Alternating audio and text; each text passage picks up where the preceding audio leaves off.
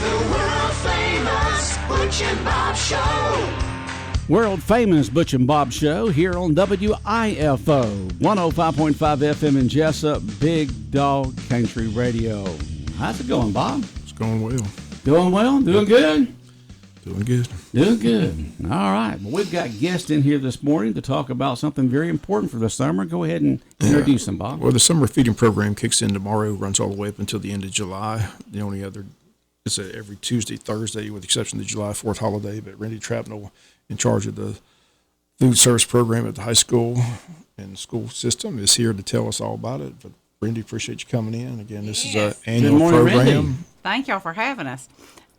This is Samantha Thornton's here with me too, the Samantha, assistant director. good morning. Yes. So she's the mastermind behind all this, getting it organized. She is. She's the planner. Give credit where it's due, right? That's Randy? exactly right. Exactly. But yes, we look forward to starting out tomorrow. It'll be on every Tuesday and Thursday except for July 4th. And the pickup locations are at Martha Puckett Middle School, James E. Bacon Elementary, Martha Rawls Smith Elementary, Odom Elementary, and the Sam Dreyer Center in Scriven. And the location, the pickup times are from 10:30 to 11:30 at all sites except the Scriven site is from 10:30 to 11. Okay.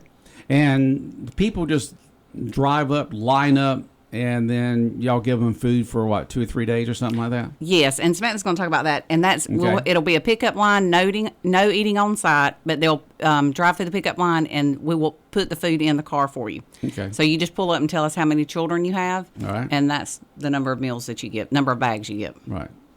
You know, Samantha? Yep. So, yes, we pickup days are every Tuesday and Thursday. So we're actually going to be allowed to feed everybody for a full 7-day week this year. Last year it was just 5 days of meals.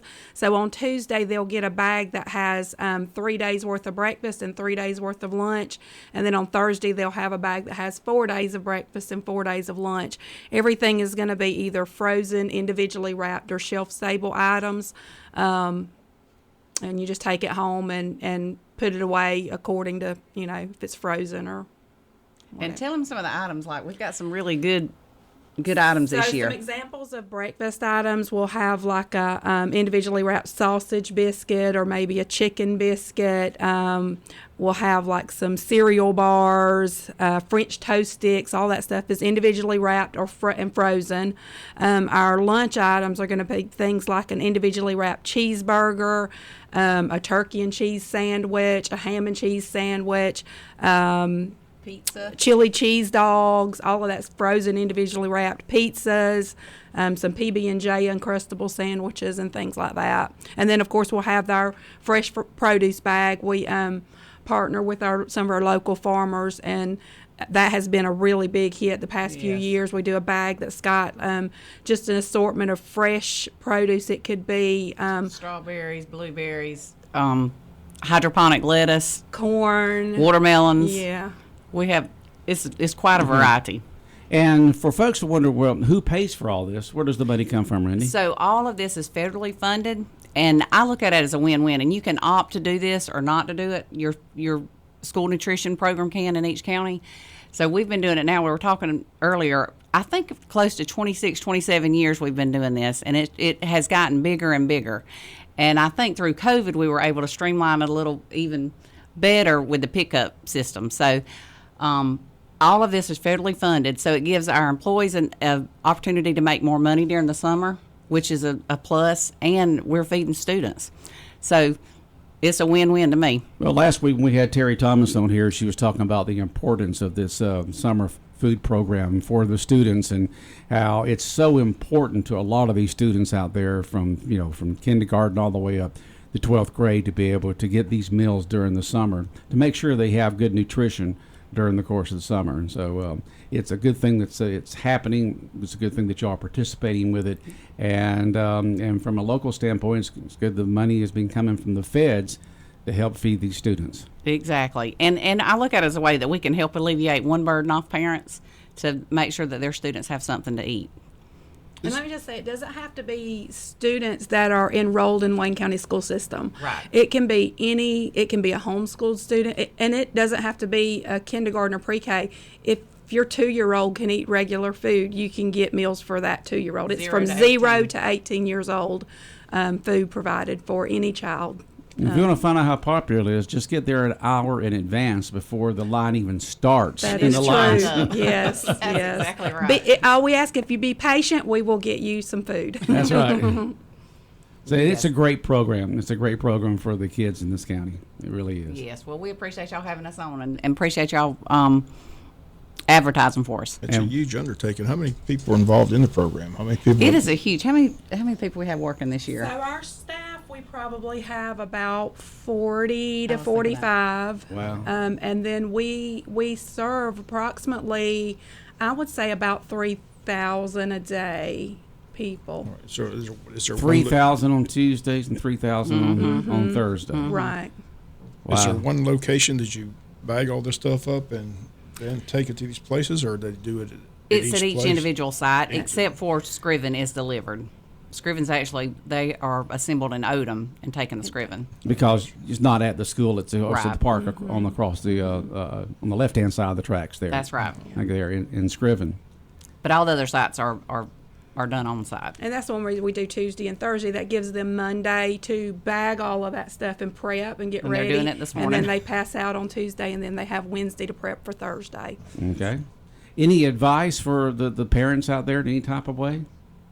Get there early and be patient. And we try to do it as fast as we can. And the first day, Tuesday, tomorrow, will be a learning curve. A learning curve, especially for folks at these new sites. But by Thursday, they'll have all the kinks worked And out. I guess so when people drive up to the different schools or the location there in Scriven, which is at the park, they'll know how to line up. They see the lineup area. they will. They Okay.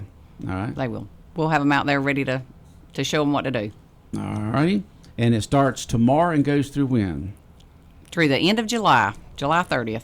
And once again, just briefly, in case someone just tuned in, what this is and where people can pick up the meals for the kids during the summer. Okay, this is for summer feeding meals, and the locations once again are at Martha Puckett Middle School, James E. Bacon Elementary, Martha Ross Smith Elementary, Odom Elementary, and the Sam Dreyer Center in Scriven. And the times are from 10:30 to 11:30 at all the sites except for Scriven, and that one's from 10:30 to 11. Okay. And we look forward to seeing you. All right, Bob. All begins tomorrow, and again, as you mentioned, it runs all the way to the end of July. So then Correct. school kicks in August. So, That's right. but it is great. It's a much needed program. Like I said, if you have any doubts, just show up to one of these sites and just watch how And many watch the people come process. through. Right. Yeah. So, but It's again, very rewarding to Hats do. off to your staff for doing this, and again, I know it takes a lot of organization and a lot of work. So, but I know it's deeply appreciated by all these families in this community that definitely need those meals every Tuesday and Thursday. So, appreciate you coming out and letting everybody know all about it. Absolutely. Well, thanks for having us. Well, good luck this summer. Thank you so much. All right, we'll be back with more of the world famous Butch and Bob show in a moment. South Georgia weather. Here's your WIFO forecast.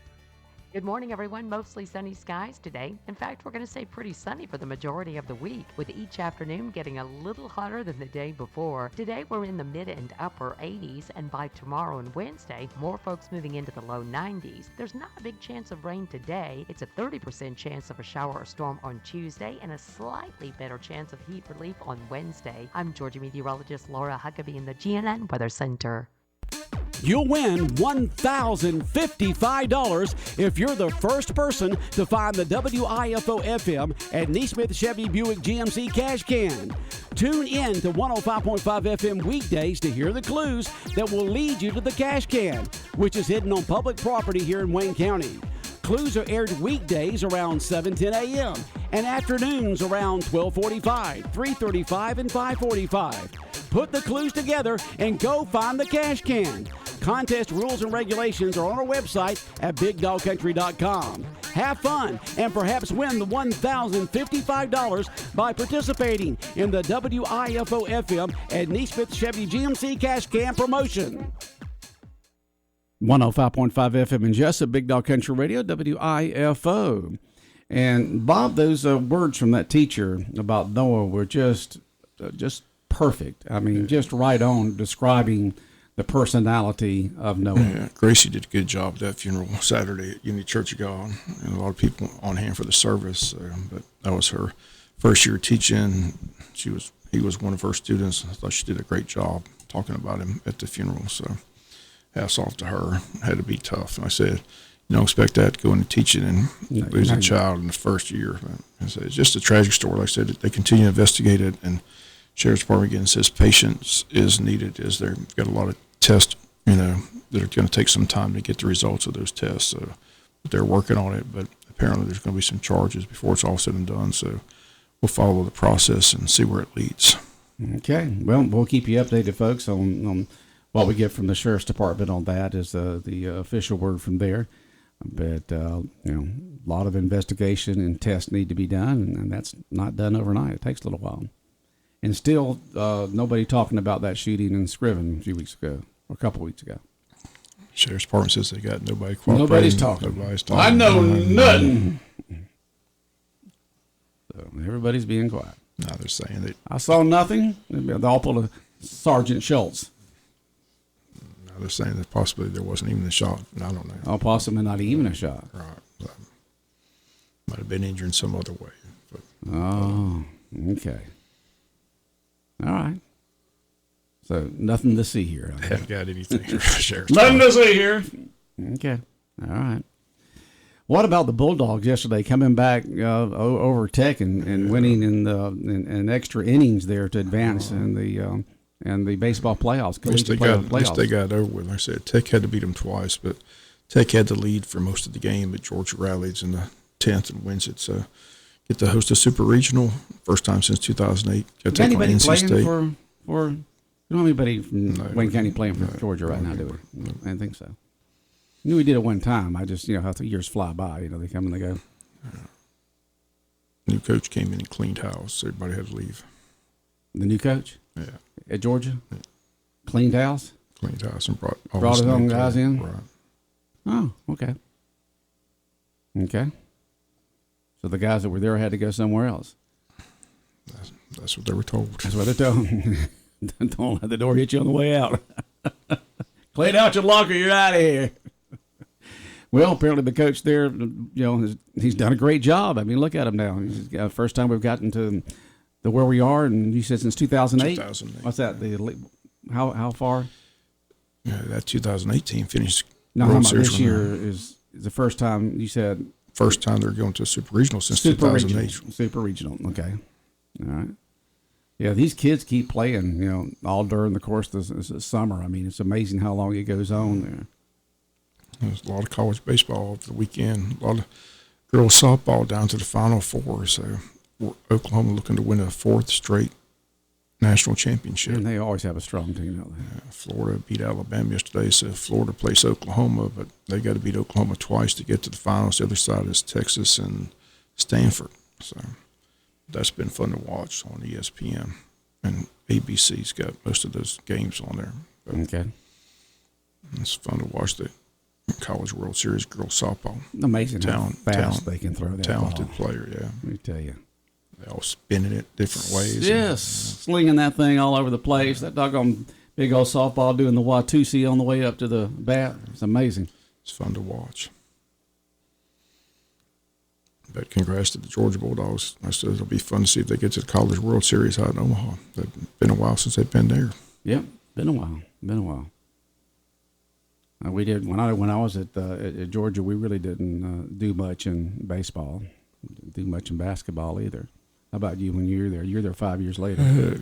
I said tennis was the big thing. They didn't tennis do much. And football. Football with Herschel, but baseball didn't do much when I was there. No. They had a decent team. They had Buck Bellew and company, but they never advanced at any region or anything like that. So. Okay. Well, we had our 70th birthday party for the Wayne County High School class of 1972. All the 72 graduates that could show up showed up there at the farmers market on Saturday, starting at 5 and then ate about 6:15, 6:30, and it was good seeing classmates I hadn't seen in a while. Now, I did get to see a lot of these classmates 2 years ago when we had our 50th class reunion. But as we did when we all turned 60, this is the year that we all turn 70. Sometime during the course of this year. Some have already, some will later in the year, like me, a little later in the year, in a couple of months. And but we had a good time, to see the. Have you been back to a class reunion since you graduated up there at Stonewall? I have. Not Stonewall, Stone Mountain. Yeah, I've been to several. You've been to several there. I haven't been to one in a while, but Yeah. I missed the last one, but I've been to a couple. Yeah, but we had a good time. You had surprised me. We had a band there that played, and so people got up and moved and danced as best they could at 70 years old. And, Looked like y'all had a good crowd. yeah, we had a good crowd, a good time. We've always, and even our class president, back again, Carlton Roberts, he was our class president and lives up in Newton, Georgia now. He was there, and another friend of mine from high school, Raleigh Odom, who lives in Prosperity, South Carolina, and found out some classmate and her husband are moving away from this area to South Carolina to be next grandkids, and so I've seen that happen to a few people I've known through the last few years who have moved away from Wayne County to live next to their kids where they are, so they could be with their grandkids, not really with the kids, to be with the grandkids.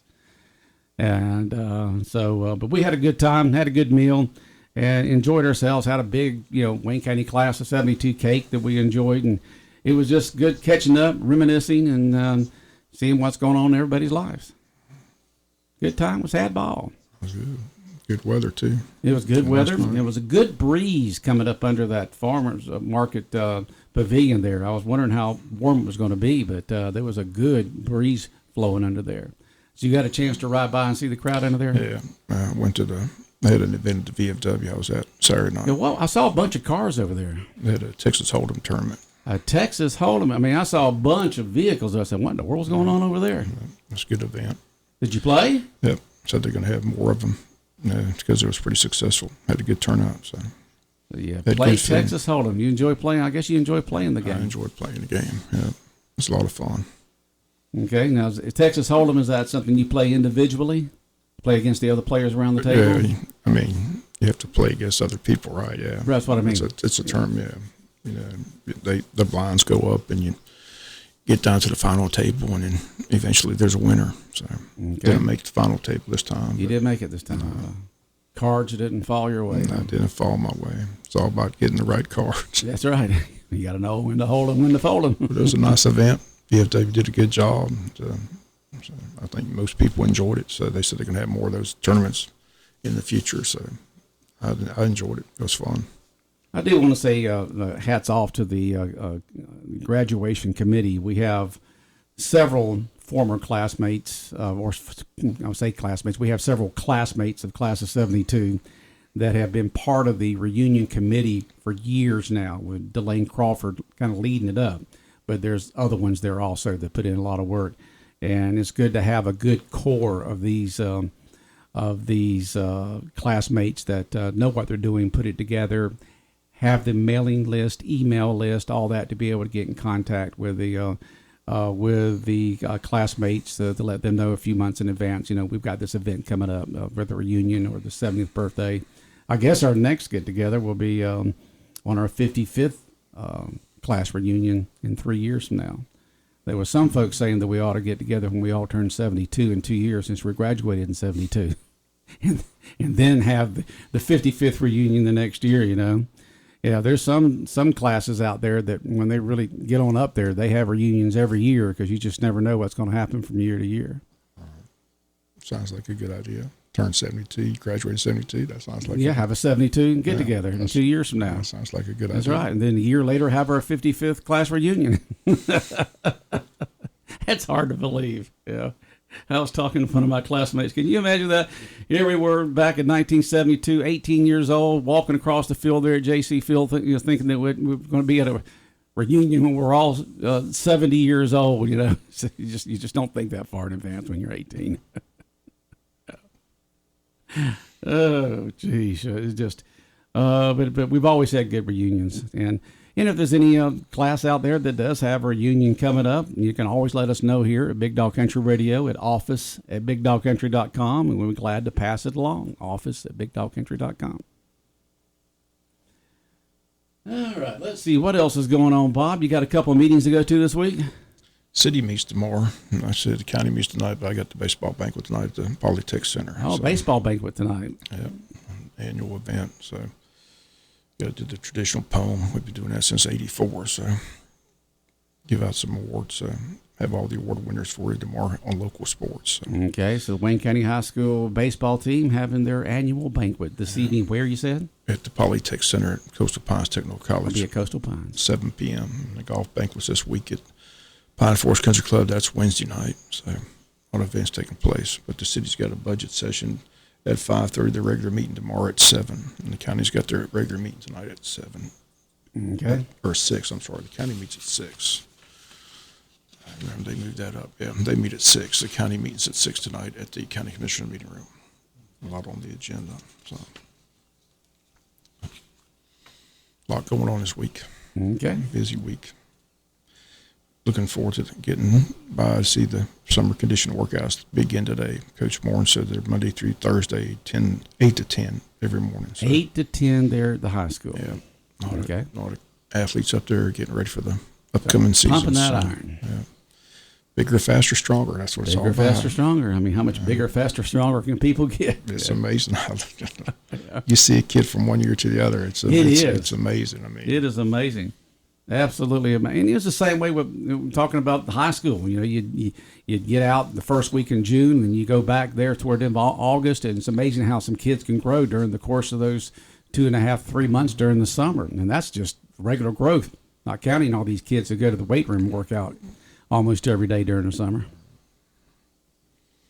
makes a big difference. Like I said, it's all about conditioning and being in shape. But like I said, I'm sure they'll have the heat meter and all that stuff and make sure everybody's doing the right things. So, but looking forward to seeing. Do a lot of practicing in the mornings. Get out of there by 10 before the Yeah, heat gets here. Before the heat gets bad. Yep.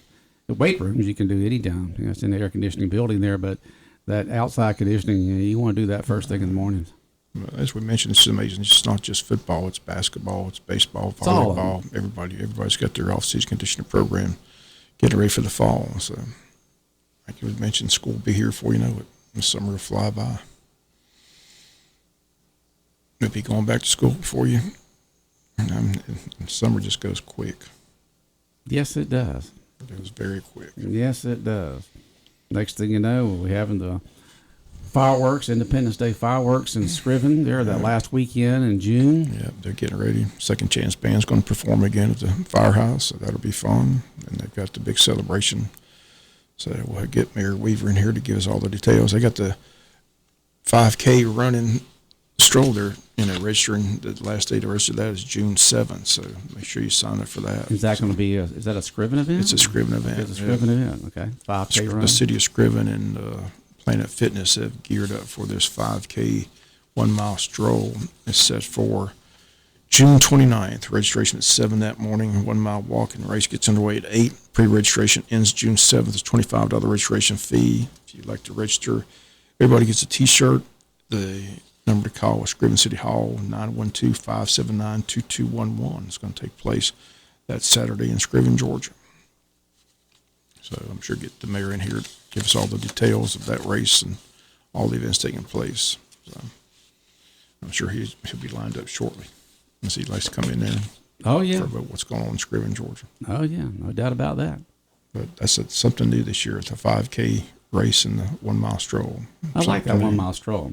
When I was younger, the 5K was what I wanted to do. But now with this artificial hip and 70-year-old back, the stroll sounds a lot better. All right, Bob, anything else? I think that'll do it. That'll do it. All right. World famous Butch and Bob show here on WIFO 105.5 FM in Jesup. Brought to you by First Southern Bank, Van's Barbecue, Murphy Builder Supply, and O'Quinn and Associates.